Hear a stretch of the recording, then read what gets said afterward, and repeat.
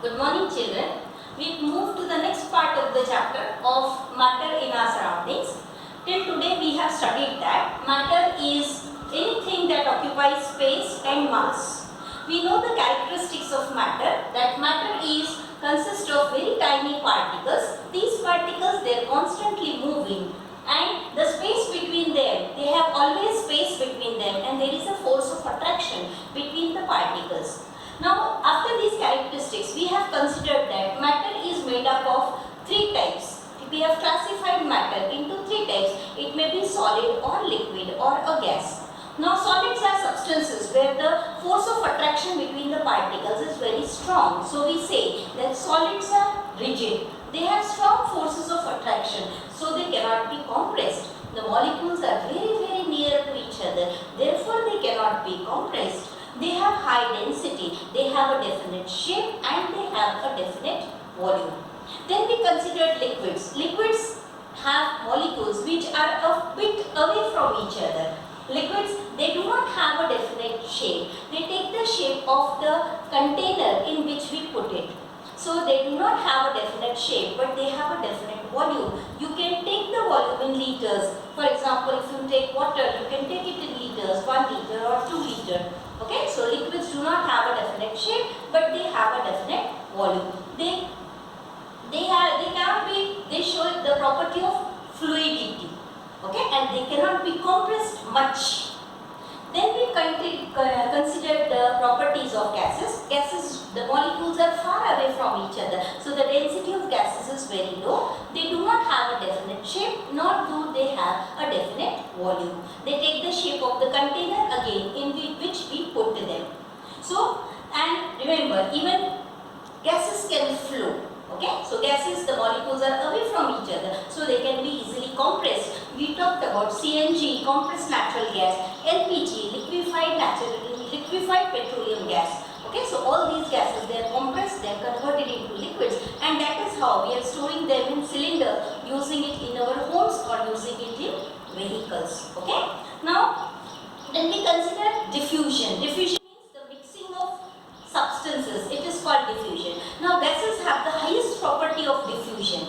Why? Because the molecules of a gas, they have high kinetic energy. Because of high kinetic energy, molecules easily mix with each other. So farther are the molecules away from each other, more will be the diffusion. So gases undergo a better diffusion than liquids. Liquids have a better diffusion than solids. Solids generally, they do not undergo diffusion. Even if there is diffusion, it is very slow. Okay, so all this we have already studied. Now we move to the next part, that is the change in the state of matter. In the state of matter, we can convert solids into liquids and liquids into gas. Okay, so if there is a change in temperature, the states of matter can also change. Now consider if you have taken ice. Now if you heat this ice, after some time you will find that this ice, it is due to the absorption of heat, it is converted into water, that is liquid at room temperature. And if you heat this liquid, it will be converted into gas, that is that water, it will be converted into water vapor. Okay, so these changes are taking place. Why? Because we are heating that particular substance. We are heating ice to convert it into a liquid. We are heating liquid, water, to convert it into a gas. Okay, now when ice, it has got the melting point of 0 degrees centigrade. More than 0 degrees centigrade, it will be in the liquid form. And when we reach to a temperature of 100 degrees centigrade, that is called as the boiling point of water. Okay, so the temperature at which a substance is in its solid state, okay, that you call it the melting point. The temperature at which that solid is converted into liquid, that is the melting point. And that the temperature at which a liquid is converted into a solid, that is called as the boiling point. So the melting point of ice is 0 degrees centigrade and the boiling point of water is 100 degrees centigrade. Okay, now conversion of this solid into liquid, you remember, you call it fusion. Okay, and the conversion of liquid into gas, you call it vaporization. Now when you cool these vapors, they can be converted into liquid. Okay, because of cooling, you are converting those gas molecules into liquid. This is called as condensation. which has happened because of cooling, and this liquid you can convert it into a solid. How? By decreasing the temperature. You are doing what? Freezing. Okay, so solid can be converted into liquid, liquid can be converted into gas by heating. And the opposite, gas can be converted into liquid, liquid can be converted into solid by cooling. So this is the effect of temperature on the different states of matter. Okay, now this, when you take 1 kg of ice, and this 1 kg of ice you convert it into 1 kg of water. Okay, naturally you are going to require some heat, and that heat, if the temperature is same, the ice is also at 0 degrees centigrade, the liquid water is also at 0 degrees centigrade, the temperature is same, that is, it is the melting point. At this melting point, the amount of energy or the amount of heat energy which is required to convert 1 kg of ice into 1 kg of liquid water at its melting point means 0 degrees centigrade and atmospheric pressure is called as the latent heat of fusion. And this latent heat of fusion for water, it is how much? It is 3.34 into 10 to the power 5 joules per kg. So this is latent heat of fusion. Then latent heat of vaporization. Vaporization means you are converting the liquid into the gas. Okay, consider you take 1 kg of water and you convert it into 1 kg of vapor. Naturally you will require some heat, but remember the temperature is same. The water is also at 100 degrees centigrade and the vapor is also at 100 degrees centigrade, which is the boiling point of water. Okay, this hidden heat which is required to convert 1 kg of liquid into 1 kg of vapor at its boiling point at atmospheric pressure, that heat which is required is known as the latent heat of vaporization. And the latent heat of vaporization for water, it is how much? 22.5 into 10 to the power 5 joules per kg. Okay, so what is latent heat? It is the hidden heat. The hidden heat means the heat which is required only to break the forces of attraction between the molecules, but the temperature remains constant. Okay, so you should be able to define latent heat of fusion and latent heat of vaporization.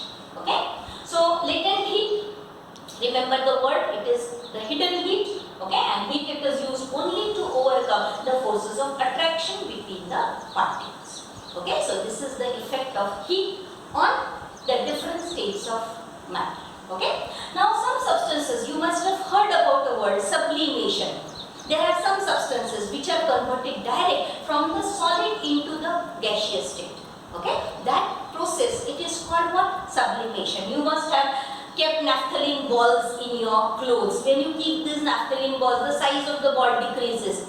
Okay, that solid, it is directly converted into a gas. Okay, or sometimes that naphthalene ball, it disappears, means that solid, it has been converted into a gas. Okay, so the process in which a solid is directly converted into a gas or vice versa, the gas is converted into the solid. Both the processes, they are called sublimation. Okay, now this sublimation, there are some examples of sublimation. Some substances, they undergo sublimation. For example, ammonium chloride, NH4Cl, camphor, the kapoor which you are using at home, naphthalene, anthracene. Okay, you must have heard about dry ice. When carbon dioxide is cooled, okay, it is directly converted into a solid without being converted into a liquid. Okay, so this is dry ice or this is solid CO2. All these substances, they show the behavior of sublimation. Okay, now there is an experiment in your book which shows you that when you burn ammonium chloride, when you heat ammonium chloride, when you keep an inverted funnel on that ammonium chloride, those particles of ammonium chloride, they are deposited on the funnel. Okay, you are putting a wool on the top tip of that funnel. Okay, so that the vapor should not go out. So these vapors, they are deposited on the side of the funnel. And this shows that ammonium chloride, it is undergoing what? Sublimation. Vapors are directly converted into solid. Okay, so this is an example of sublimation. So this is how we are changing the states of matter. Okay, now we have changed the state of matter because of the change of temperature. So you need to know the unit which you are using for this temperature. Now the most common unit of temperature which we use is degree Celsius. Okay, degree Celsius you write it in this way. Now this degree Celsius, when you are saying that it is 25 degrees centigrade, means it is nearly room temperature, then you should be able to convert this degree centigrade into Kelvin. Why? Because Kelvin is the SI unit of temperature. So the common unit of temperature is degree centigrade. In our everyday life we call it in the form of degree centigrade, but the SI unit of temperature is Kelvin. So for converting this 25 degrees centigrade into Kelvin, you are adding 273 to this 25 degrees centigrade. Then it becomes how much? 298 Kelvin. Means you are converting degrees centigrade into Kelvin. If you say that ice has a melting point of 0 degrees centigrade, okay, this 0 degrees centigrade, it is how many Kelvin? It is equal to 273 Kelvin. Means what is the relationship between degree centigrade and Kelvin? The temperature in Kelvin is equal to temperature in degree centigrade plus 270. Okay, so this is the relationship between temperature in Kelvin and temperature in degree centigrade. Now, if you are given that for example you are given 25 degrees centigrade, how you are going to convert it into Kelvin? So this temperature in Kelvin is equal to 25 degrees centigrade plus 273, means it is in Kelvin, it is 298 Kelvin.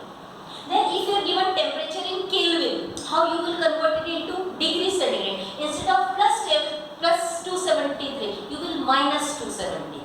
Means temperature in degree centigrade is equal to how much? 300 Kelvin you are given. So 300 Kelvin minus 273 means that comes to how much? 27 degrees centigrade. Okay, so if you are given the temperature in degree centigrade, you should be converted into Kelvin. And if you are given it in Kelvin, then you will minus 273 and convert it into degree centigrade. Okay, so this is how you are going to convert the temperatures into one another, degree centigrade as well as Kelvin. Okay, now last here I have drawn a triangle for the different states of matter.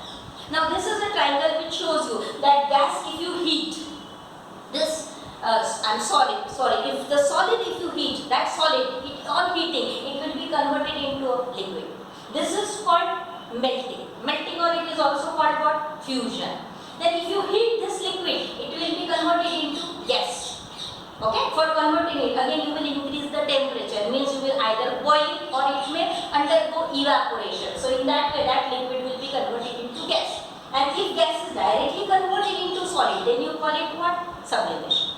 Okay. Now if you move in the opposite direction, you have to convert the gas into liquid. Naturally you are going to cool it, and that cooling you call it what? Condensation. Okay. And if the liquid you want to convert it into solid, okay, again you will cool it, and by cooling you call it what? Freezing. Means you are converting that liquid into solid. Okay. And on cooling you call it what? Freezing. And direct, if you convert the solid into gas, again it is called what? Sublimation. Okay, so this is a triangle for the different states of matter, that is solids and liquids and gas can be converted into each other by the change in temperature.